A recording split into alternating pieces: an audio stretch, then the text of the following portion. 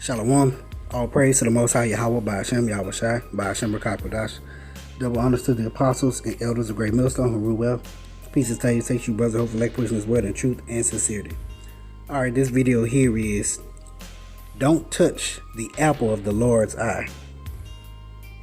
Alright. And the apple of the Lord's eye is referring to Israel. Okay? The Israelites are the apple of the Lord's eye. Okay, they are the special people, they're chosen people, okay, unto him. And so they're, chosen out of every nation on the earth above any other nation. Simple as that. Alright, so let's get the meaning of that phrase. So I went to Google and I typed in apple of my eye. And it says, the phrase apple of my eye refers in English to something or someone that one cherishes above all others. Did not Yahweh, Most High Power Yahweh choose Israel above all the other nations that are upon the face of the earth? Okay? And then it says, originally, the phrase was simply an idiom referring to the pupil of the eye, which is why in the picture here, you have the white part of your eye, or the outside part. You have the black, or the darker, not black, but the darker portion of your eye, which is, where you get your eye color and different things from. All right. But then within that point, you have the apple or the pupil that's inside of it. Okay. And that's actually what you see out of. Your sight actually comes out of your pupil. So really, the apple of your eye is your focus. Okay. The pupil is what you focus on. All right. So let's get that in the scriptures. This is Zechariah chapter 2 verse 6. It says, Ho, ho, come forth and flee from the land of the north, saith the Most High. For I have spread you abroad as the four winds of the heaven, saith the Lord. Okay? He spread us abroad. He scattered us into four corners of the earth. Okay? He says, come out of that land of the north. The land of the north is here, Babylon the Great. All right? Deliver thyself, O Zion, that dwellest with the daughter of Babylon. There you go. That's how you know it's over here. For thus saith the Lord of hosts, after the glory hath he sent me unto the nations which spoiled you. Okay? The other nations spoiled you. They took advantage of you, took everything from you, as we were among the heathen among these other nations.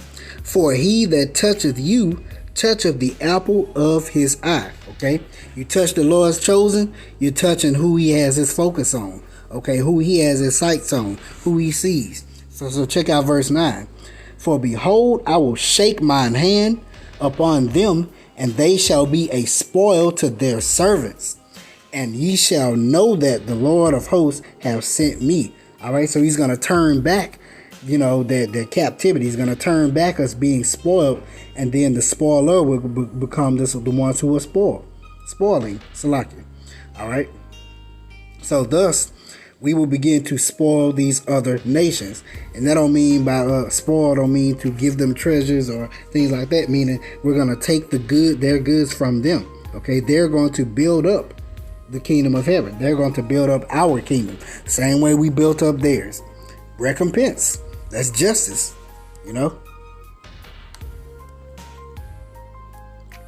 This is Deuteronomy chapter 7 verse 6. For thou art an holy people unto the Lord thy power, and the Lord thy power hath chosen thee, he's talking to Israel, to be a special people unto himself, above all people that are upon the face of the earth. What did we just read? What it says that the phrase the apple of my eye refers in English to something or someone that one cherishes above all others. So we know that Israel hath been chosen out from among all the other nations, all the other people of the earth, and have been set as a special people unto the Lord, unto Yahweh Shem Shai, and chosen to be above all the other people that are upon the face of the earth. So what does that mean? That's not equality. Okay, every other nation on the face of the earth is beneath it's base unto Israel. They're low. They're under. All right.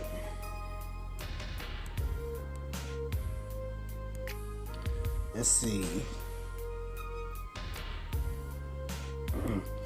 Psalm chapter 135 verse 4. For the Lord hath chosen Jacob unto himself, and Israel for his peculiar treasure. That's that special, peculiar. It's special, special treasure. All right. Matter of fact, let's see what that is. Let me grab that.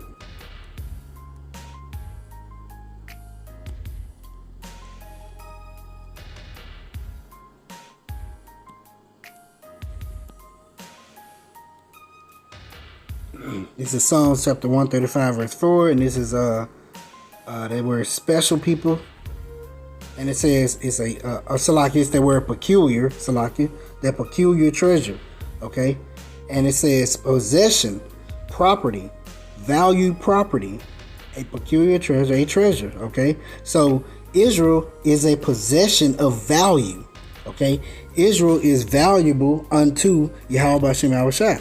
He's valued. Our people are valuable unto the Most High. Okay, that's why we're peculiar. Okay, we're set aside. We're the best of the best of the best. We're the cream of the crop, the creme de la creme. Okay.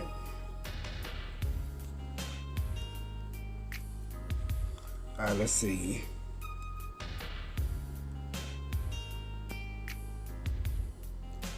All right, this is let's see. Isaiah chapter 40 verse 15. Behold, the nations are as a drop of a bucket, okay, and are counted as the small dust of the balance. Behold, he taketh up the isles as a very little thing, okay. So first of all, it says there is a drop as a bucket, all right. So if you carry a bucket and a drop of water, a bucket of water and a drop of water splash out of the bucket, then that's what the nations are compared to. They're nothing, all right. Then it says the small dust of the balance. Okay, so if you have a balance and you set something on there and it leaves a little dust, what you do? You dust it off. You literally dust that little insignificant dust off, and you put what you want to put on that balance. That's how the other nations are viewed, to the Most High.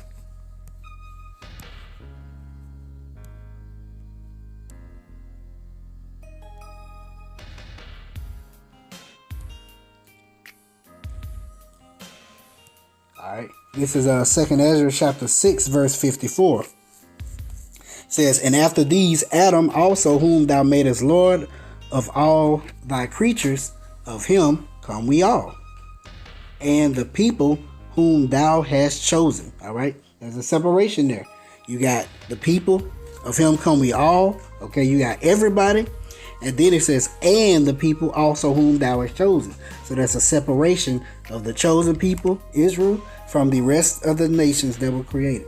All right. All this have I spoken before thee, O Lord, because thou madest the world for our sakes, for Israel's sake.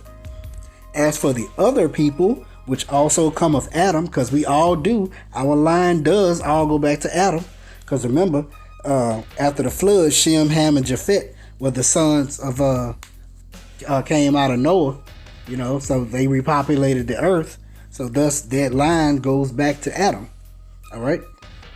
But it says, as for the other people which also come of Adam, thou hast said they are nothing, but be like unto spittle, so spit, and has likened the abundance of them unto a drop that falleth from a vessel. Like I said, you got a bucket of water, you walking with the bucket of water, it swishes back and forth and a little drop falls out. You're not finna drop that whole bucket of water, a 5-gallon bucket of water to catch one little drop. You don't care. That's insignificant. Okay? Now,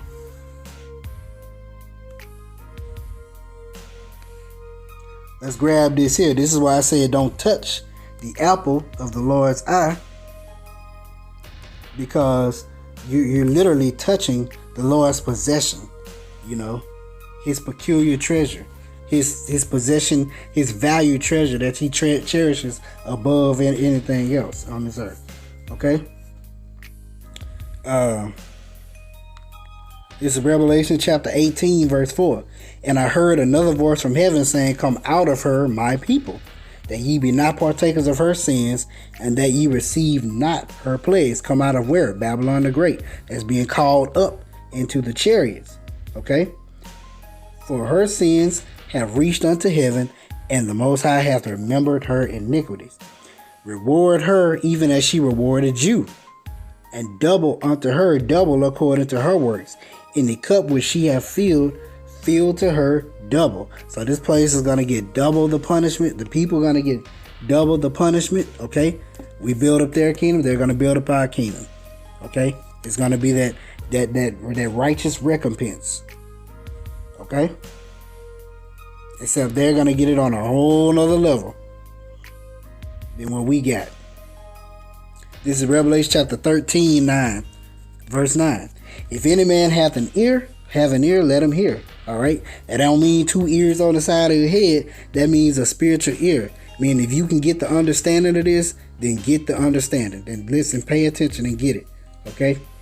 Verse 10. He that leadeth into captivity shall go into captivity. Did not Esau Edom lead our people into captivity? As a matter of fact, we've been in captivity. We've been captive under all these other nations up there on earth. Okay, we was in Egyptian captivity. All right, we was in Babylonian captivity, Assyrian captivity. Okay, Medo-Persian captivity, Roman captivity, Greek captivity, and then this revised Roman captivity. Okay, we've been under all these captivities under all these different people.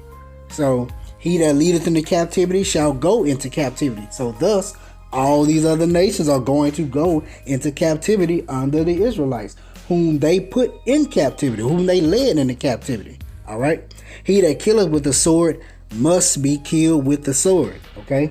Here is the patience and the faith of the saints. All right. Were we not pursued with the sword? Were we not killed with the sword? Were we not destroyed as a people? Yes, we were. So they in terms must be killed, must be pursued, must be destroyed with the sword by the hand of my people Israel. Okay?